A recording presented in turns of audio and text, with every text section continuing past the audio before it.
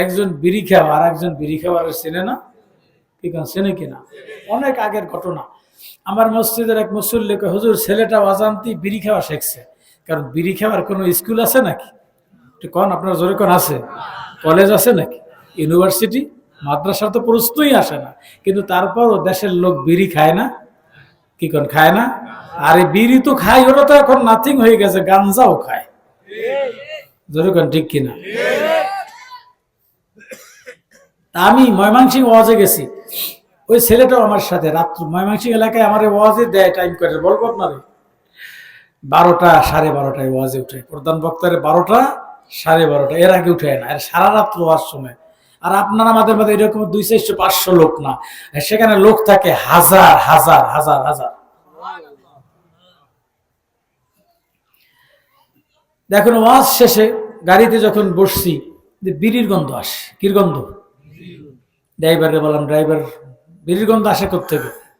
Driver, হুজুর আপনি তো জানেন আমি বিড়ি খাই না।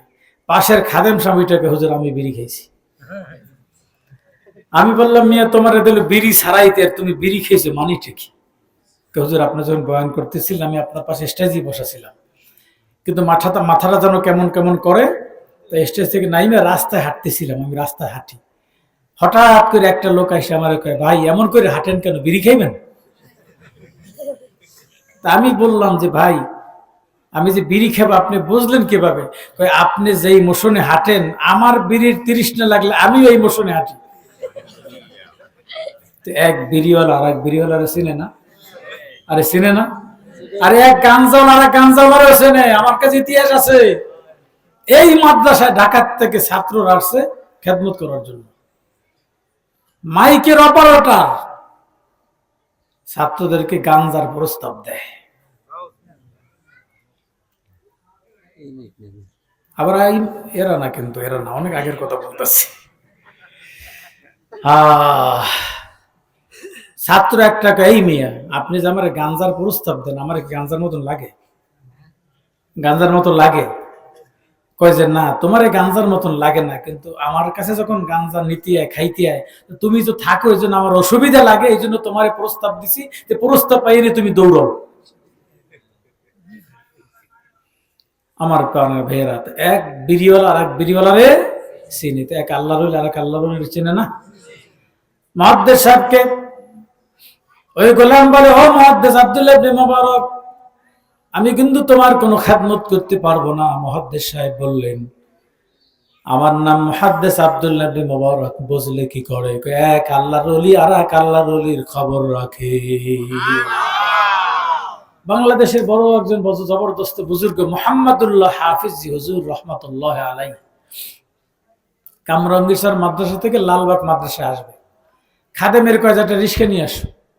খাদেম একটা রিস্কা নিয়ে আসছে, দাড়িওয়ালা, টুপিওয়ালা, জুব্বওয়ালা। হুজুর হুজরা থেকে নামছে, গেটে আসছে, খাদেমের দিকে এক নজর তাকাইয়া, রিস্কাওয়ালার দিকে এক নজর তাকাইয়া আবার হুজরার দিকে রওনা করছে। খাদেমের বলে, আমি রিস্কায় যাইব না। খাদেম কয়, রিস্কাওয়ালা ভাই তোমার রিস্কা হুজুর যাইবে না, বিদায় দিয়ে দিচ্ছে। আর একটা রিস্কা নিয়ে আসছে, রিস্কাওয়ালা বিড়ি খায়, মোসওয়ালা দাড়ি নেই। হুজুর রিস্কা আসছে, হুজুর হুজরা থেকে নাইমা রিস্কায় পড়ছে, খাদেম এক পাশে পড়ছে। খাদেমের মেজাজ খারাপ হয়ে গেছে, ভিতরে ভিতরে কাজ হইল। টুপিওয়ালা, দাড়িওয়ালা, সুন্নতি লেবাসওয়ালা রিস্কে নিয়ে আসলাম, ওই উঠলো না।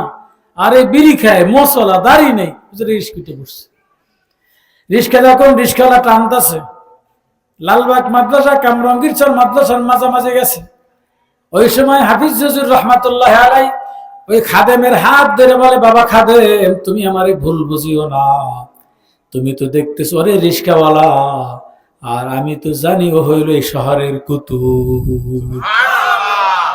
কারণ আমি যতবার আমার নবীর স্বপ্নে দেখছি, ততবার এই রিস্কাওয়ালারে আমার নবীর ডান পাশে দাঁড়ানো দেখছি।